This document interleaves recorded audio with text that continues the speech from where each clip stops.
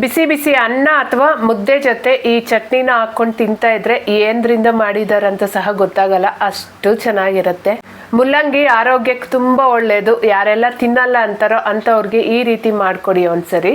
ಮೊದಲಿಗೆ ಸ್ಟವ್ ಮೇಲೆ ಬಾಣಲಿನ ಇಟ್ಕೊಂಡು ಎಣ್ಣೆ, 1 ಸ್ಪೂನಷ್ಟು ಕಡಲೆಬೇಳೆ, ಅದೇ ಸ್ಪೂನಲ್ಲಿ 3 ಸ್ಪೂನಷ್ಟು ಕಡಲೆ ಬೀಜನ ಹಾಕ್ಕೊಂಡು ಮುಕ್ಕಾಲು ಭಾಗ ಫ್ರೈ ಆದಮೇಲೆ 1 ಸ್ಪೂನ್ ಧನಿಯಾ ಕಾಳು, ಅರ್ಧ ಸ್ಪೂನ್ ಜೀರಿಗೆ, ಖಾರಕ್ಕೆ ತಕ್ಕಂಗೆ ಒಣಮೆಣಸಿನ್ಕಾಯಿ, ಹಾಗೆ 1 ಗಡ್ಡೆ ಬೆಳ್ಳುಳ್ಳಿ, ಸಣ್ಣ ನಲ್ಲಿಕಾಯಿ ಗಾತ್ರದಷ್ಟು ಹುಣಸೆ ಹಣ್ಣನ್ನ ಸಹ ಹಾಕೊಂಡು ಚೆನ್ನಾಗಿ ಮಿಕ್ಸ್ ಮಾಡಿ ಪೂರ್ತಿ ತಣ್ಣಗಾಗಕ್ ಬಿಡಬೇಕು. ತಣ್ಣಗಾದ್ಮೇಲೆ ರುಬ್ಬಿದ್ರೆ ಚಟ್ನಿ ರುಚಿ ಹೆಚ್ಚು. ನಂತರ 2 ಮೀಡಿಯಂ ಸೈಜ್ ಮೂಲಂಗಿನ ಮೇಲೆ ಸಿಪ್ಪೆ ಬಿಡಿಸಿ ಸಣ್ಣದಾಗಿ ಕಟ್ ಮಾಡಿ ಇಟ್ಕೊಂಡಿದೀನಿ. ಮತ್ತೆ ಸ್ಟವ್ ಮೇಲೆ ಬಾಣಲಿನ ಇಟ್ಕೊಂಡು ಎಣ್ಣೆ, ಮೂಲಂಗಿ, 1 ಈರುಳ್ಳಿ, ಹಾಗೆ ಸ್ವಲ್ಪ ಅರಿಶಿನ ಹಾಕಿ ಪ್ಲೇಟ್ ಮುಚ್ಚಿ ಅವಾಗ ಮಿಕ್ಸ್ ಮಾಡ್ಕೊಂತ ಚೆನ್ನಾಗಿ ಫ್ರೈ ಮಾಡ್ಕೋಬೇಕು.